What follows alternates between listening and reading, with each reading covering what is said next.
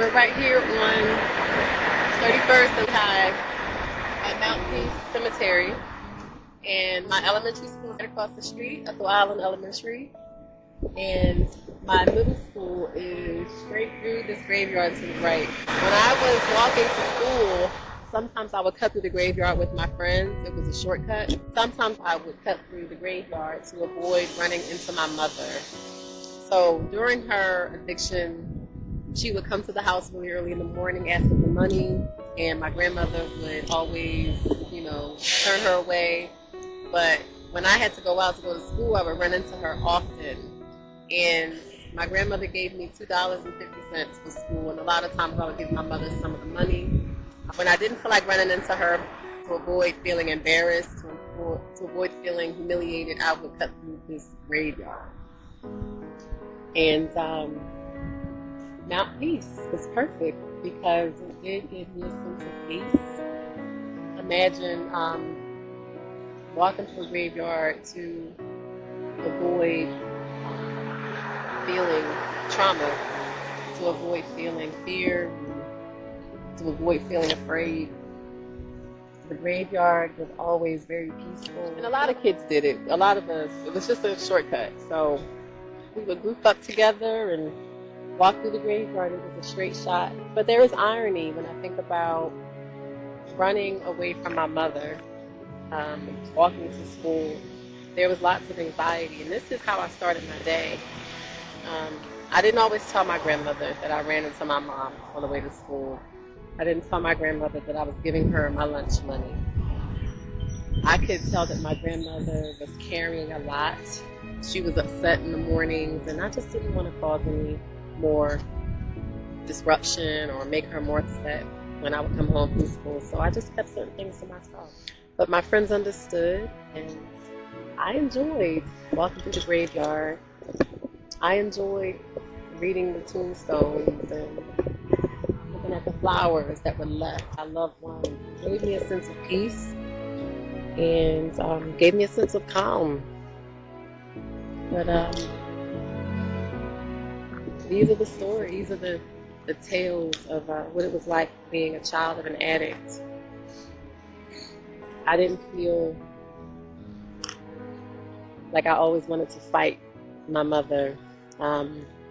She would become very argumentative if I didn't give her money or if I ignored her, and I was afraid of what humiliation, might come from us arguing. So I just tried to really please mom, go away. Tried to be very respectful.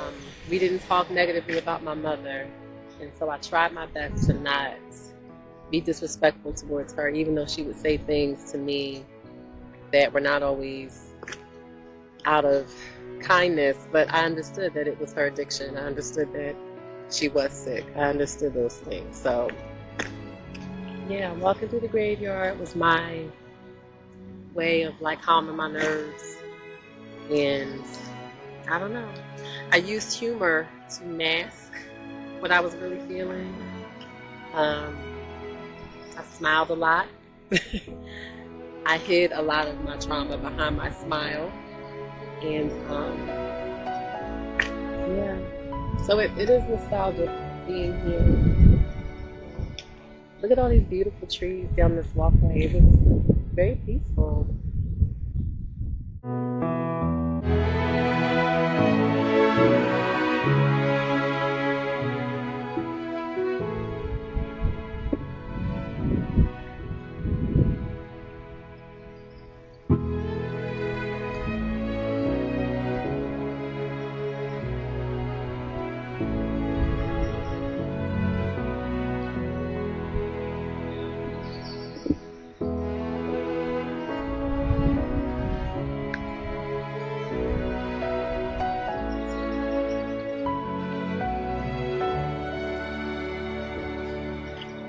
We have Fairmount Park, which is close. We have our playground, but the graveyard was peaceful to me.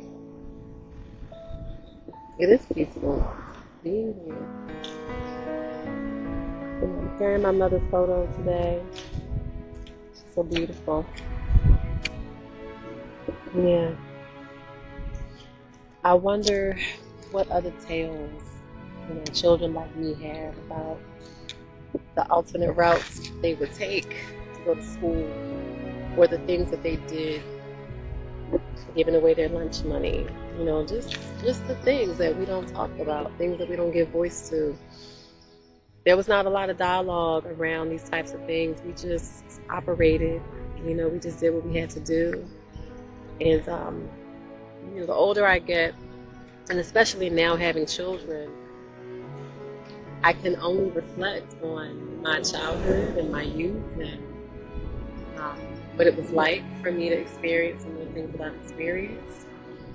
I'm just so grateful for the story, so grateful for the book, so grateful for the healing and staring trauma in the face and addressing all the shadows and all the things that I left buried, because this was not something that I ever thought was not normal. Cutting through the graveyard to avoid my mom was normal. That was normal for me. It should not be a normal route for a child, but it was normal for me.